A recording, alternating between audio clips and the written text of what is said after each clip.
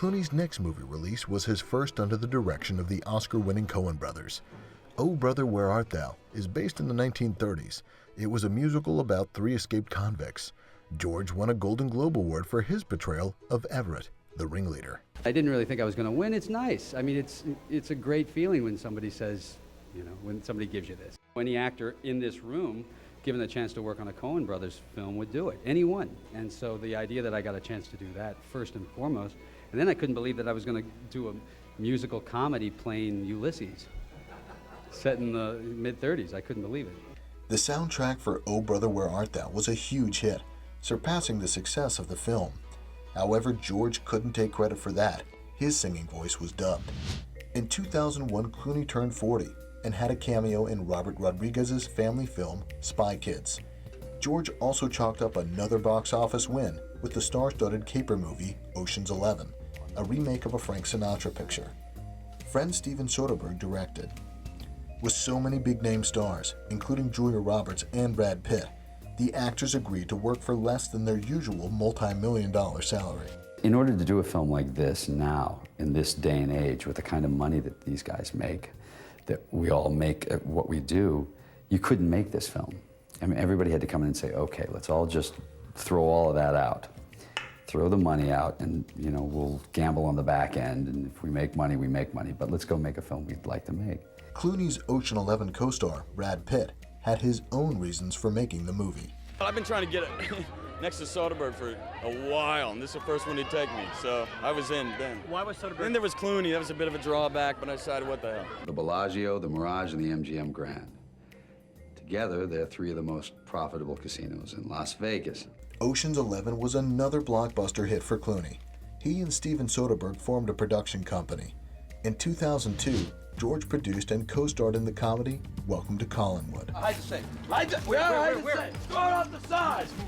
Then Clooney had a box office miss with the sci-fi romance Solaris, a movie directed by Steven Soderbergh. George directed and co-starred in another 2002 release, Confessions of a Dangerous Mind. Based on a book, it focuses on game show host Chuck Barris's purported involvement with the CIA. This whole thing of this book where Chuck Barris claims that he was an agent for the CIA and all of this, most people don't believe it, but it's intriguing. Did you guys set him up on a box or something? Was he sitting at something big higher? I storyboarded every shot and every scene. Spent about 4 months doing that. And it ended up, you know, we averaged 10-hour days. We ended up being, you know, we finished under budget and ahead of schedule, which were all goals I had only because I wanted to be left as much alone as I could in the creative process. Clooney followed with another cameo in Robert Rodriguez's Spy Kids 3D. Then he re-teamed with the Coen brothers for the romantic comedy Intolerable Cruelty. Catherine Zeta-Jones co-stars. Nothing doing until the ink is dried on the settlement. This would be no settlement. I think George's performance is absolutely spectacular in this movie, and I just love the kind of, you know, the chemistry that we have. It was a fun set. Nobody retreated to their trailer between setups. It was actually both George and Catherine like to hang out and have fun on the set, so it's actually a pleasure to shoot. George was eager to work with the Coen brothers after winning a Golden Globe Award under their direction. They have sort of a different spin on everything. So if you're ever going to do a romantic comedy, it should be with the Coen brothers, because you know they're going to screw with it some way. It was really fun. Yeah. Working with friends he could trust was something George sought out at this stage in his career. His next release, Ocean's 12, was a sequel co-starring Matt Damon, Brad Pitt, and directed by Steven Soderbergh.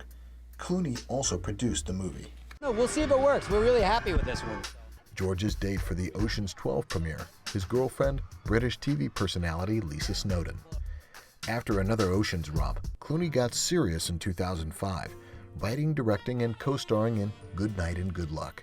It focuses on the true story of broadcast journalist Edward R. Murrow during the McCarthy era. George included Murrow's own speeches. When I started looking at those speeches and hearing we will not confuse dissent with disloyalty, and we should lead not only in the area of bombs, but in the area of ideas, I thought, well, there are some pretty amazing things to hear again and to remind ourselves. 2 months after the release of Good Night and Good Luck, George starred in another drama, a political thriller about the oil industry, directed by Stephen Gaghan.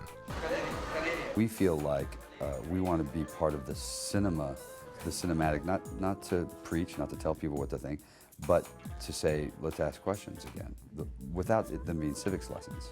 Clooney went the extra mile for Syriana. He's put on all kinds of weight. It's sort of that De Niro in Raging Bull moment for George Clooney. Just like De Niro in Raging Bull, Clooney was nominated for an Oscar. In fact, both of his 2005 releases were Oscar nominees.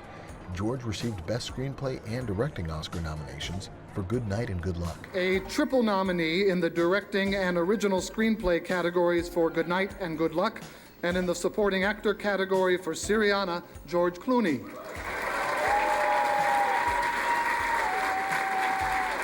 Backstage at the Academy Awards luncheon, George gave a jovial response to a question about politics and movies.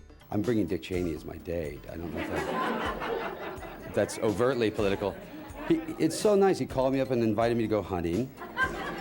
Politics aside, George won the Best Supporting Actor Academy Award for Syriana. This is not an industry that says, okay, it has to be about big business or big budget. In fact, I think the beauty of the Academy is it finds little moments to say, let's talk about these films and let's talk about things that maybe the rest of the mainstream doesn't get a chance to see. After winning the Oscar, George re-teamed with Steven Soderbergh in 2006 for a black and white film noir mystery co-starring Cate Blanchett, The Good German. It's hard to know who to trust. Just ask Tully. Did Sikorsky tell you that Tully was killed with a Russian bullet? The Russians don't want you to find Emil Brandt. You don't want them to find whoever it is you have hiding in that safe house. Nice little game of cat and mouse you got going on, while everybody smokes the peace pipe. It's certainly the key to film noir. It's what is this essential in it, which is that they're incredibly flawed, and it's probably not going to end well. But I like seeing those sort of stories told because it's not a black and white film, it's a gray film, and that's what I like about it. It's very politically and psychologically complex, and somehow by shooting it in black and white and having the swelling music is that you're sort of thrown into the plot and the intellectual side of the plot in a kind of a really present way as the audience. George followed this Steven Soderbergh film with another release from the director, the sequel, Ocean's 13, featuring original cast members Brad Pitt and Matt Damon. This is how guys die or go to jail. All right. Anybody want to walk away? Clooney and Damon were ready to say goodbye to the Ocean series. This is a great group of guys, and we felt as if this was probably it for it. Yeah. So we sort of knew that when we were doing it. Seeking a change of pace, George made the mystery thriller Michael Clayton. Uncle Timmy, hey! How you doing, Henry? Henry, get in the car. It is a genre film, but it's a genre film in the style of the films that we all like, that we all sort of appreciate. The films between 65 and 75, in the world of Parallax View, and the world of films that have a social conscience because of the subject matter, which is simply corporate malfeasance, as you said, and corruption. George was nominated for another Academy Award for Michael Clayton. His next release, which he also wrote and directed, Leatherheads, is a romantic comedy set around 1920s football. During the premiere, co-star Renee Zellweger provided insight into working with George. Oh, I had the best time. He's so clever. He's just so clever. We had a very, very nice time. We have, it was like play. It wasn't work at all. And I did go to work early, I confess, a lot, sit on the bench and watch them practice. I was always going to act in it, and then I sort of decided later that I was going to direct it, and that made it a very different film for me. Yeah, we're at enough. All right, here we go. You know what? Just spray a little. You got that hose right there? Yeah.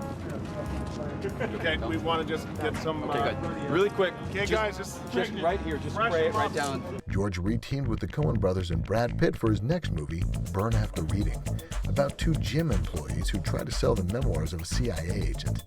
The Coen brothers also wrote the movie. Who do you want for? Who do you want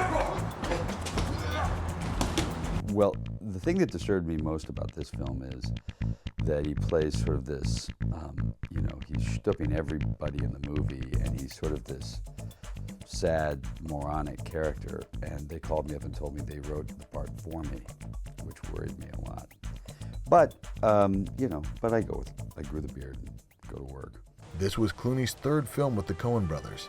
He followed with a war comedy, The Men Who Stare at Goats, about a paranormal military unit.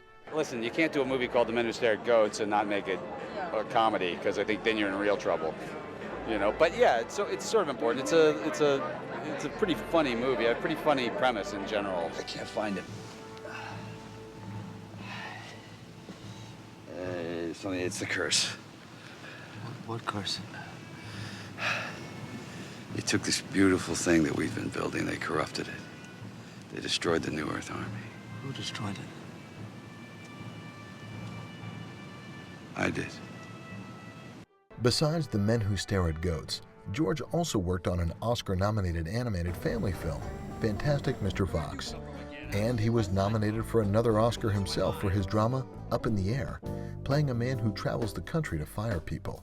We're here to make limbo tolerable, to ferry wounded souls across the river of dread until hope is visible, and then stop the boat, shove them in the water, and make them swim. I hope that that's something that opens up a discussion that people can continue to talk about. Producers used recently unemployed people as extras in Up in the Air. George's next release, the dramatic thriller The American. After a long career, Clooney, the former TV star, remains in demand and very busy. The funny thing about movies is you're very excited to start them, you really like doing them, and you're also really happy when you're finished because you sort of need to move on at some point. Thank you for watching this George Clooney edition of Movie Star. Join us next time for another inside look at your favorite stars of the big screen. Twins Alec, Daniel, Billy, and Stephen have remained busy since Alec first broke into the entertainment business 24 years ago. But the brothers from New York